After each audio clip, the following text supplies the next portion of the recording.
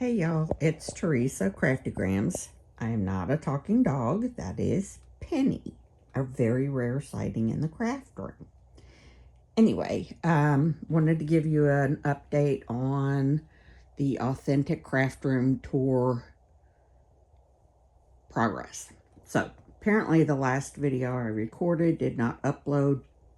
It may have something to do with the fact that I accidentally recorded the original video. I don't know. Anyway, so yeah, I got all this stuff out from in front of the sewing machine so that I can access the sewing machine. She and I are not speaking. We are not on speaking terms at the moment because she keeps barfing up thread balls from the bobbin thread all the way. It's just a mess. Anyway, so here we are. Nothing's changed here, I don't think. Well, I put my bow up there. Oh yeah, this lovely lady, my daughter completed her for me. I had purchased this diamond painting kit years ago, like 5 years ago or so, and my daughter finished it, or she did it, and then my daughter-in-law contributed the frame for it. She got it. She used to work at Michael's, and they had a bunch of them in the storeroom area, whatever, and they were selling them for 50 cents a piece, so she bought all they had. Anyway, so that's that. I love that diamond painting. I just love it. So yeah, so the big news is that everything is off of the floor where it was previously in front of something, so that I couldn't get to whatever it was in front of. So also other big news is this tabletop, which is right across from my work station, where I do all the filming and all that kind of stuff. It's not filming, it's recording. Anyway, so I have this area. It's right above my die cutting machines.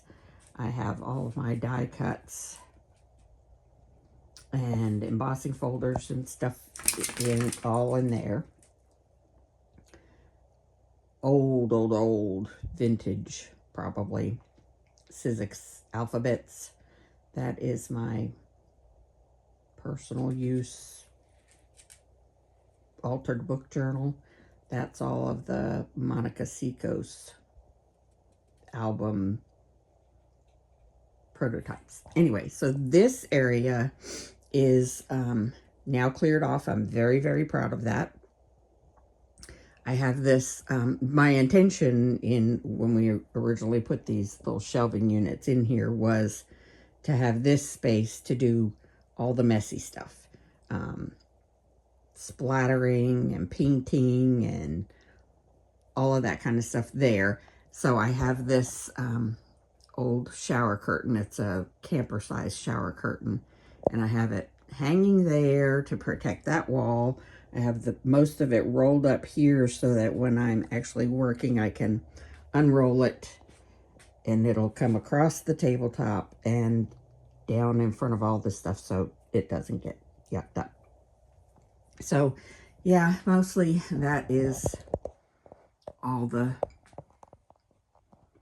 progress I have made. That is where my laptop goes. It's currently not there, obviously. I do have this still to deal with. That box at the bottom has my basically ready to use ephemera in it. That has, you know, embellishments. So that stuff there is usually piled up on those shelves. I'm trying to get things where they're more easily accessible so as to, you know, hopefully I'll use them more.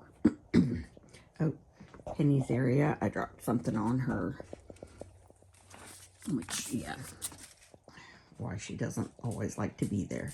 So anyway, also another area that I cleared off was this This tub had just some random bits and pieces of the Happy Planner stuff. Unused, still in packages, stuff like that. But now it has all of my Etsy stuff that's listed but not sold.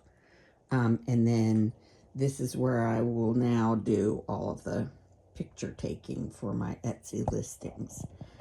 So yeah, so this is the other side of my work area, so that when I shove stuff from the other side, it gets pushed off back here, so it's always messy looking back there, which is probably not great because that's one of the first things you see when you come in the craft room.